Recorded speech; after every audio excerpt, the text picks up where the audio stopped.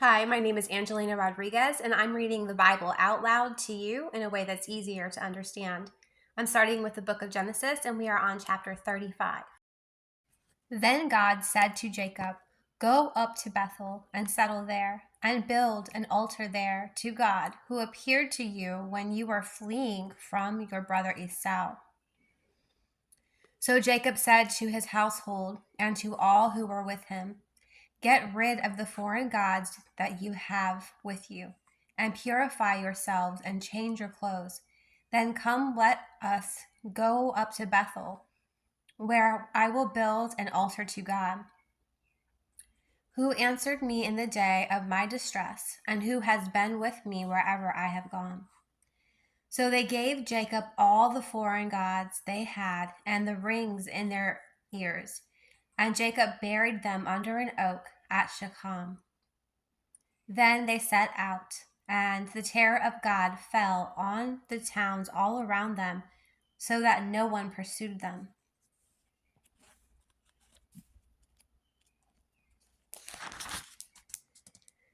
This land to your descendants after you.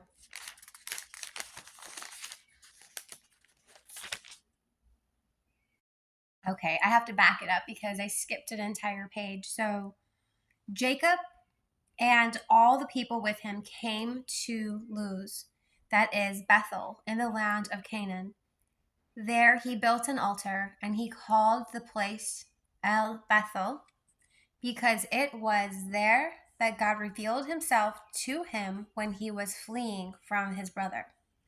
Now Deborah, Rebekah's nurse, died and was buried under the oak outside Bethel, so it was named Allon Bakuth. After Jacob returned from Padan Aram, God appeared to him again and blessed him. God said to him, "Your name is Jacob, but you will no longer be called Jacob, because your name will be Israel." So he named him Israel. And God said to him, "I am God Almighty. A nation and a community of nations will come from you, and kings will be among your descendants. The land I give to Abraham and Isaac, I also give to you, and I will give this land to your descendants after you."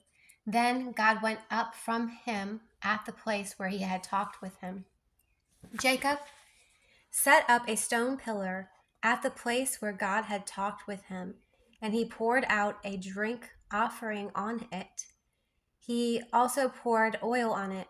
Jacob called the place where God had talked with him Bethel. Then they moved from Bethel while they were still some distance from Ephrath.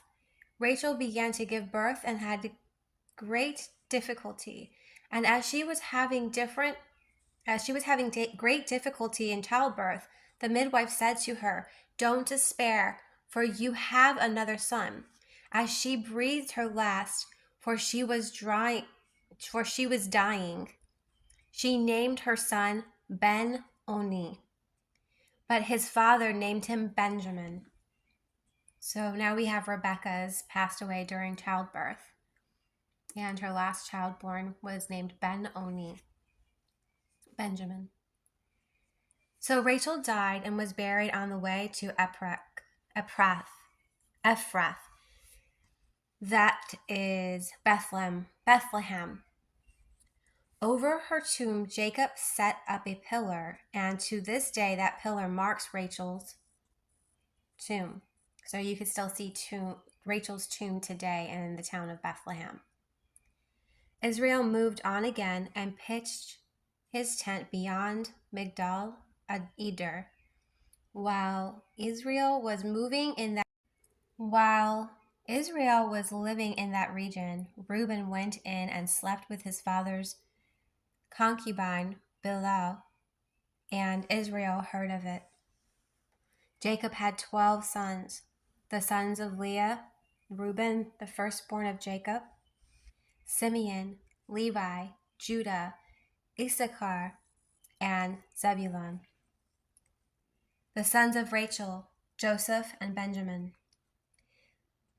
The sons of Rachel's servant, Bilhah, Duan, and Naphtali. The sons of Leah's servant, Zilpah, Gad, and Asher. These were the sons of Jacob, who were born to him in Paddan Aram. Jacob came home to his father Isaac in Mamre, near Kiriath Arba, that is Hebron, where Abraham and Isaac had stayed.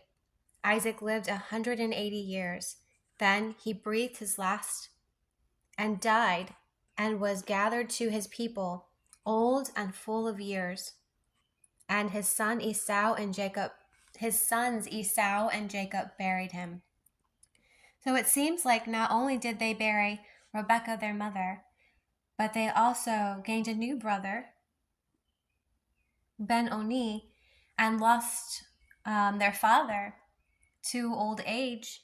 And they buried their father, and they buried their differences. And the two brothers who once, one was envious of the other, and the other one wanted to kill the other for his envy and his deceit. And time healed them, and God healed them. And they're both very blessed with many children and grandchildren and herds and wives. And they just have a really good life, just like God had promised Isaac and Isaac's father, Abraham. Now, if you remember, Abraham was supposed to sacrifice Isaac on the mountain.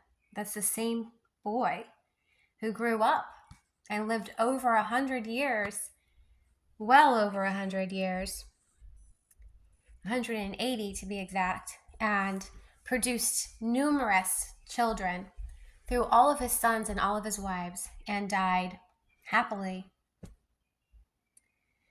and was buried by his own sons. So that's pretty awesome. I look forward to sharing chapter 36 with you guys. Stay tuned, and don't forget to like and subscribe.